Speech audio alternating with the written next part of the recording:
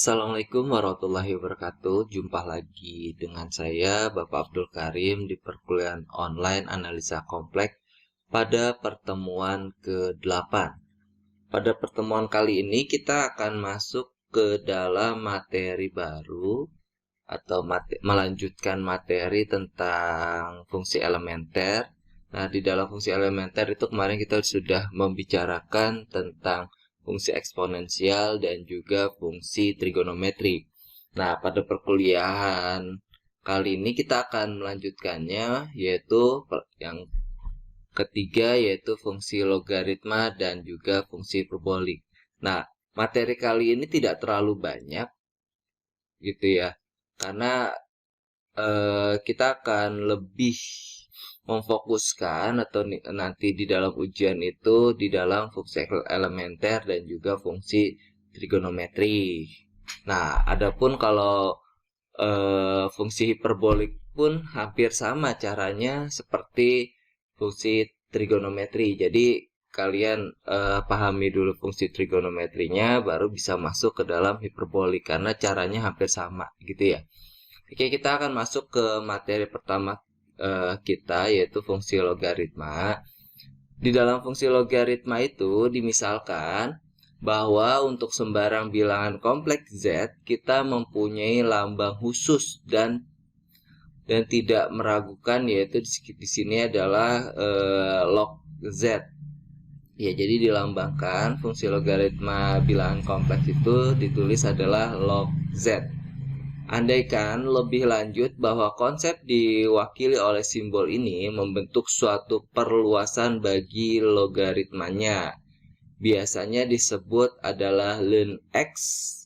Jadi, andaikan bahwa jika Z adalah bilangan nyata positif, maka log Z itu ya bisa akan sama dengan logaritma natural Z atau ln Z.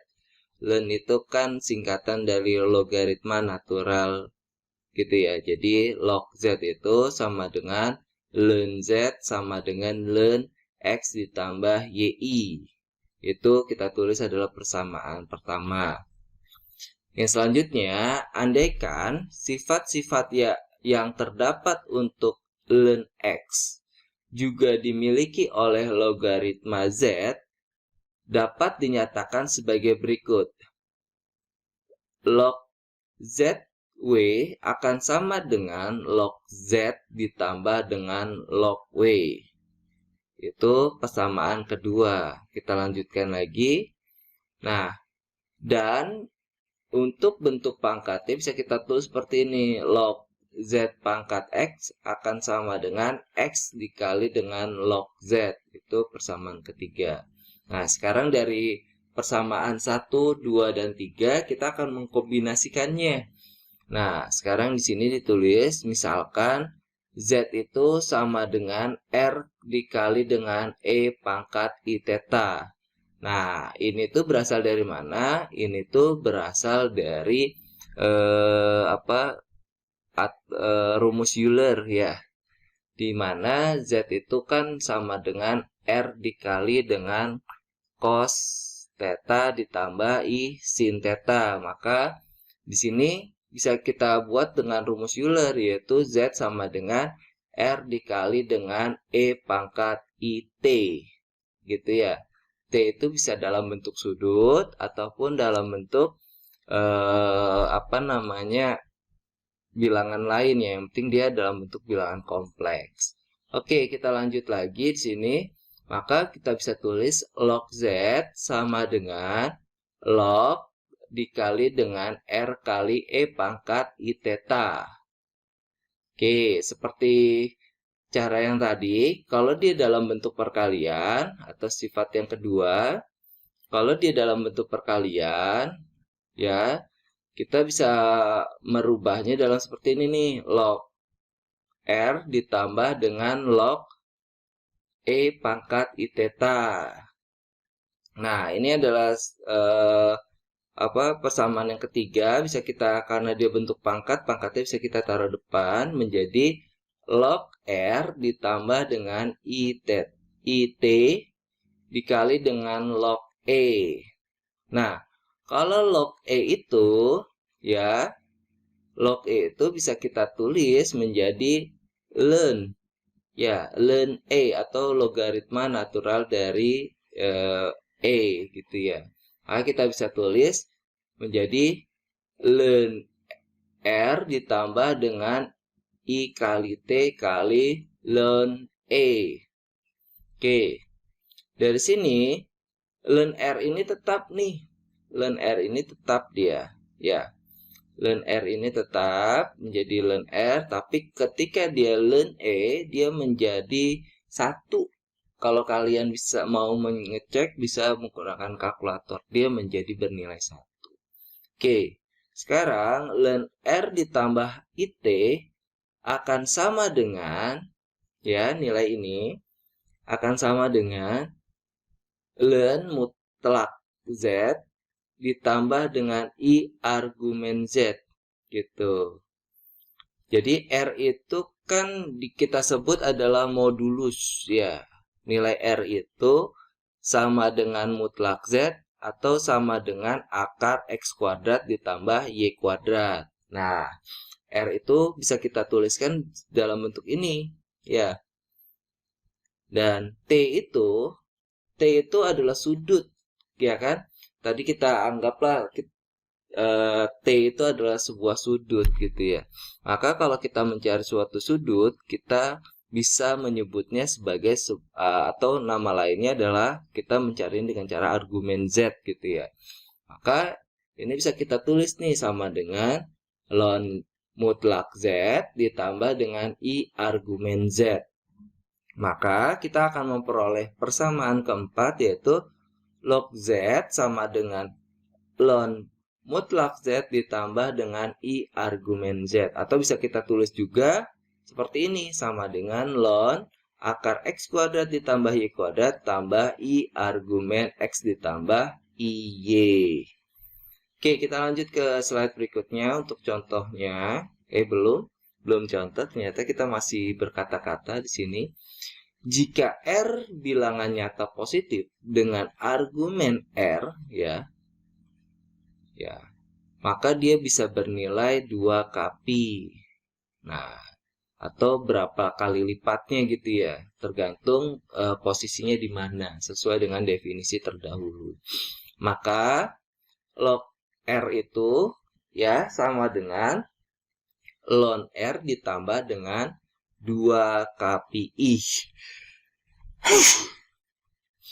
Nah, dengan nilai K itu adalah suatu bilangan bulat.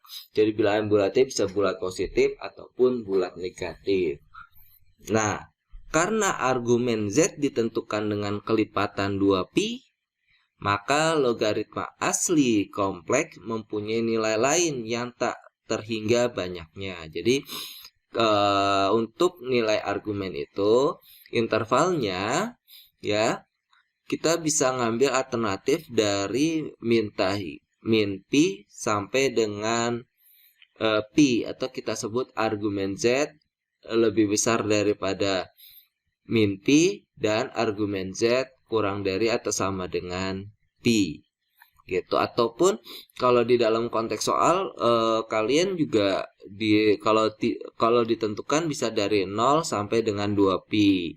Atau bisa kita nyatakan menjadi argumen Z lebih besar daripada 0 dan argumen Z lebih kecil atau sama dengan 2pi. Nah, kita lanjutkan lagi di sini. Nilai lainnya untuk logaritma Z itu sama dengan ln Z plus minus 2n pi, dengan nilai n itu adalah suatu bilangan asli. Bagian nyata real sama dengan bagian imajiner berbeda sebesar 2pi. Jadi bagian nyata itu dinyatakan dalam bentuk ln Z dan juga bagian imajiner dinyatakan dalam bentuk 2pi. Oke. Nah, sekarang ini ada sifat-sifat yang sepertinya sih sama seperti sifat-sifat logaritma pada umumnya. Jadi kita tidak terlalu membahas bagian sifat fungsi logaritma karena saya yakin kalian sudah mempelajarinya di perkuliahan-perkuliahan yang terdahulu. Oke. Sekarang kita akan masuk ke dalam contoh soal. Saya berikan sini contoh soal untuk pengerjaan fungsi logaritma. Di sini ada Z itu sama dengan 2, maka kita substitusikan langsung. Log 2 sama dengan ln 2 ditambah 0i. Sesuai dengan definisi yang kelima yang tadi. Ini definisi yang keempat ya. Yang ini nih. Maaf. Nih. Ya. Kita menggunakan yang ini saja rumusnya. Kalau ini asal muasal kita dapat untuk yang keempat ini ya. Kita pakai yang ini saja. Oke, dicatat oleh kalian. Nah, tinggal kita lanjutkan.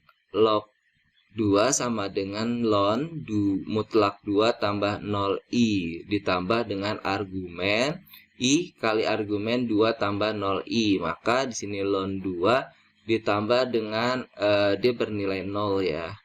Argumen 2 tambah 0i berarti dia bernilai 0.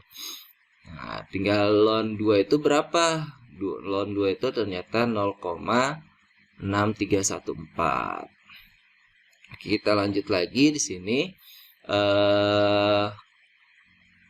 Z itu bernilai akar 2 tambah I akar 2 gitu. Maka di sini X-nya adalah akar 2, Y-nya adalah akar 2 juga. Maka tinggal kita substitusikan menjadi ln mutlak akar 2 tambah I akar 2 ditambah dengan I argumen akar 2 ditambah I akar 2. Ingat, kalau mencari argumen itu saya sarankan menggunakan arkus dari tangan gitu ya. Itu tidak perlu dijelaskan lagi, otomatis kalau ada argumen Z itu sama dengan arkus tangan theta. Arkus tangan Y per X gitu ya. Jadi udah otomatis gitu oleh kalian. Nah, di sini ternyata mutlak daripada akar 2 tambah I akar 2. Nah, ini caranya rumusnya ingat, akar X kuadrat ditambah Y kuadrat gitu ya. Maka diperoleh adalah ln 2. Nah, kalau ini menjadi pi per 4i. Tinggal kita substitusikan nilai ln 2 itu berapa. Terus kita substitusikan pi per 4i itu bernilai berapa menggunakan kalkulator. Oke, ini satuannya kita kalau settingan di dalam kalkulator menggunakan radian ya. Bernilai radian gitu ya. Nah, kita lanjut lagi di sini. Z sama dengan 1 dikurang I kuadrat. Nah, log 1 dikurang I kuadrat. Ingat, karena dia bentuk kuadrat, maka 2-nya bisa taruh di depan sini, rekan-rekan sekalian. 2-nya, ya, ingat sifatnya 2 bisa taruh depan, maka 2 dikali dengan log 1 dikurang I, maka sama dengan 2 ln mutlak 1 dikurang I tambah I argumen 1 dikurang I. Maka akan diperoleh hasilnya ini. 2 dikali dengan ln akar 2 dikurang pi per 4i. Maka ketika dia dijumlahkan, didapat hasil akhirnya adalah 0,6931 dikurang 1,047i. Nah, itu untuk penjelasan tentang fungsi logaritma. Semoga kalian bisa memahami contohnya juga. Nah, sekarang kita akan masuk lagi ke materi berikutnya, yaitu fungsi hiperbolik. Oke, sekarang kita akan masuk ke dalam fungsi hiperbolik. Nah, seperti tadi penjelasan saya di awal, fungsi hiperbolik itu hampir sama seperti fungsi trigonometri. Jadi asalnya itu dari rumus Euler. Ya, kemarin di dalam fungsi trigonometri kita sudah membahas ada 2 rumus Euler ketika dia ini pangkatnya itu tidak ada negatif atau pangkat positif ya. Dia menjadi cos theta ditambah I sin theta. Tapi kalau dia berpangkat min ya, pangkat min I theta, maka kita bisa menuliskan cos theta dikurang I sin theta. Oke, Nah, dari rumus Euler ini akan terbentuk kan seperti fungsi trigonometri kemarin itu sin theta sama dengan i theta dikurang e pangkat min i theta, dan cos theta itu sama dengan e pangkat i theta tambah e pangkat min i theta per 2. Nah, ini berasal dari fungsi trigonometri. Nah, sekarang dari fungsi trigonometri yang kemarin kita pelajari, nah, kita misalkan lagi atau kita ditulis lagi jika theta di sini, jika theta sama dengan ix gitu. Nah, karena hiperbolik itu adalah suatu yang hiper gitu, diperbesar gitu, hiperbolik gitu ya. Dia itu merubah dari nilai theta ini sama dengan ix gitu, berasal dari situ gitu ya. Nah, kita substitusikan ke dalam bentuk theta. Jadi theta ini kita misalkan sama dengan ix, disubstitusikan ke bentuk ini, dua ini ya. Pertama, saya substitusikan dia ke dalam bentuk sin.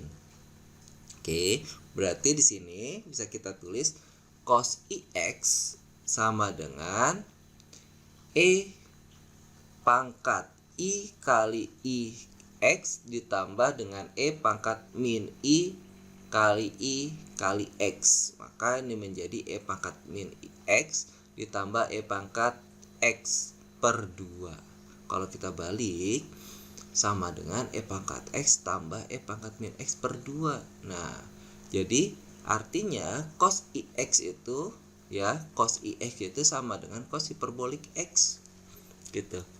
Nah, untuk dapat nilai ini adalah bernilai cos hiperbolik x. Jadi cos hiperbolik x itu kita tinggal berubah variabel z-nya menjadi variabel x gitu ya. Nah, ini. Jadi cos hiperbolik z itu sama dengan e pangkat z ditambah e pangkat min z per 2. Nah, cos hiperbolik z itu sama dengan e pangkat z tambah e pangkat min z per 2, atau bisa kita tulis cos i theta akan sama dengan cos hiperbolik cos iz akan sama dengan cos hiperbolik z gitu. Nah, ini tinggal merubah variabel x-nya menjadi variabel z gitu ya. Gitu. Nah, sekarang kita coba lagi untuk nilai dari sin ix. Nah, ini agak panjang ya, karena dia ada nilai i-nya di bawah, harus kita rasionalkan dulu. Akar itu tidak boleh di bawah gitu ya. Oke. E pangkat ix dikurang e pangkat min ix per 2i. Maka ketika ini mudah sekali kita peroleh untuk pembilangnya, penyebutnya juga sama, maka kita balik di sini posisinya ya. Nah, untuk akar bawah itu di dalam hiperbolik itu tidak boleh ada bilangan imajiner. Nah, gitu. Itu yang membedakannya. Maka di sini dikali dengan atau dirasionalkan dengan i per i. Maka kita akan memperoleh hasil akhir daripada nilai dari sin hiperbolik x-nya adalah ini nih. Jadi nilai dari sin hiperbolik x itu adalah e pangkat x dikurang e pangkat min x per 2 sama dengan i kali sin hiperbolik x. Seperti yang tadi di sini, sin hiperbolik z itu sama dengan e pangkat z dikurang e pangkat min z per 2 tanpa nilai daripada imajiner gitu. Nah, atau bisa kita tuliskan i dikali sin ix itu akan sama dengan i kali sin hiperbolik x. Jadi sin hiperbolik x itu hanya bernilai ini nih rekan-rekan. Gitu. Oke.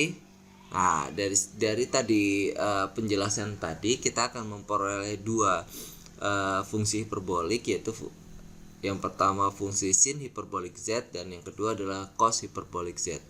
Dari dua modal ini kita akan memperoleh nilai dari tangen hiperbolik z, seken hiperbolik z, kotangen hiperbolik z, dan juga koseken hiperbolik z dari dua modal yang tadi kita sudah temukan. Oke. Di sini cara pengerjaannya hampir sama seperti fungsi trigonometri yang kemarin kita pelajari. Ini adalah sifat-sifat umum ya. Sifat-sifat umum yang yang biasa ditemukan di dalam hiperbolik, sifat ataupun identitas ya. Nah, nanti kalau kalian ada waktu silahkan dicoba, otret-otret. Ruas kanan harus sama dengan ruas kiri, kira-kira gitu. Nah, mungkin itu penjelasan dari saya. Kita akan masuk dari sesi diskusi pada perkuliahan hari ini. Di sini adalah cobalah. Silahkan dikerjakan, ada 5 soal di sini, A, B, C dan A, B, C. Nah, ini adalah fungsi trigonometri dan yang ini adalah fungsi hiperbolik. Silahkan dicoba dan dikerjakan. Kita akan masuk ke dalam sesi diskusi. Kalau ada pertanyaan silahkan dilanjutkan di WhatsApp grup. Terima kasih atas perhatiannya. Assalamualaikum warahmatullahi wabarakatuh.